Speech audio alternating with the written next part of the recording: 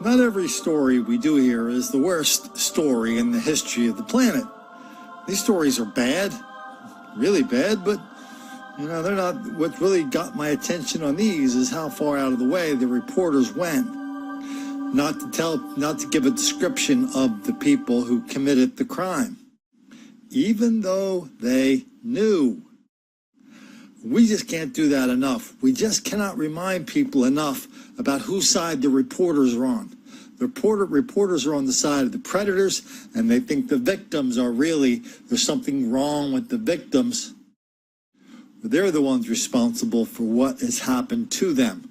No matter how many crocodile tears they cry on air, their actions speak louder than their words, and they just absolutely refuse to identify the people who commit this ridiculous level of violence against white people. Let's take a look at a few of the latest.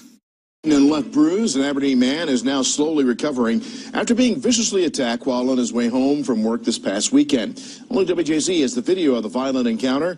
WJZ's live right now. George Solis spoke with the victim tonight. George.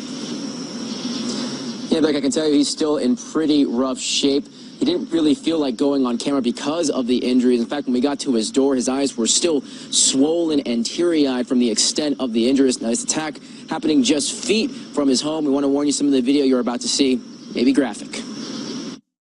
Only WJZ obtaining this surveillance video of a vicious and violent attack in Aberdeen. A man is seen walking in the alley off West Beller Avenue when he's brutally assaulted. Monday, the victim spoke with us off camera, but confirms for WJZ he was coming home from work at a nearby fast food restaurant late Saturday when he was attacked. You can see as two suspects closely approach him from both sides. One grabs a bag of fried chicken, the other launches a blow right to the back of the man's head. He tries to shield himself as the two suspects unleash a barrage of kicks and punches. Just watching this, what's going through your mind? Jesus. Alexis Devane is the victim's next-door neighbor. I can't believe that somebody would just do that out of blue, especially to somebody like him, because he's not a bad guy at all. He'd give you the shirt off his back. After the attack, which happened right around here, we spoke to a man claiming to be the victim's boyfriend who says his injuries were pretty severe, including a scratch to his eyeball. Aberdeen police say thanks to this video from a nearby business, they have made 3 arrests in the case, including the 2 suspects in the video.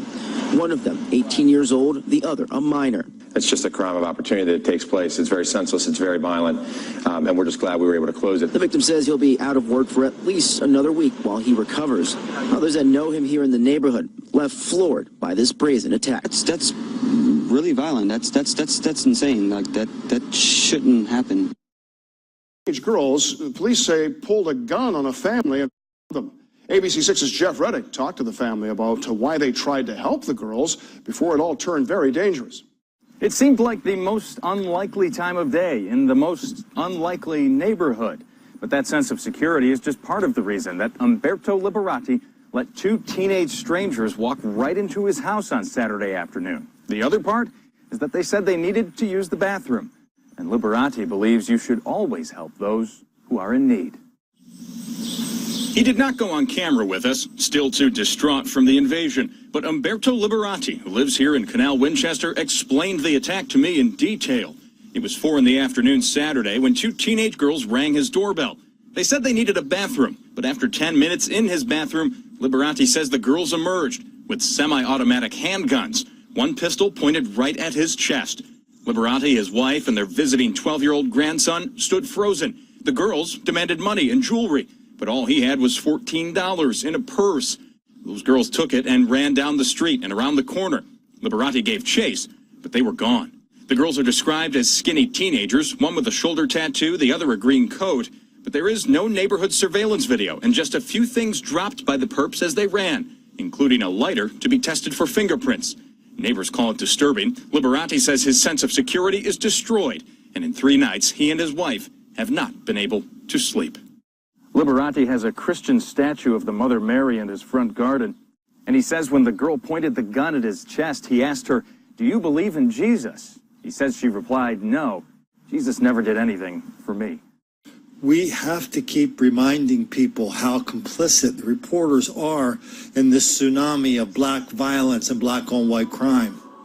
We have to constantly remind people how big it is, and the only reason they don't know about it is because reporters just do not want to tell us about it, because reporters know that telling us about it will make the black kids angry.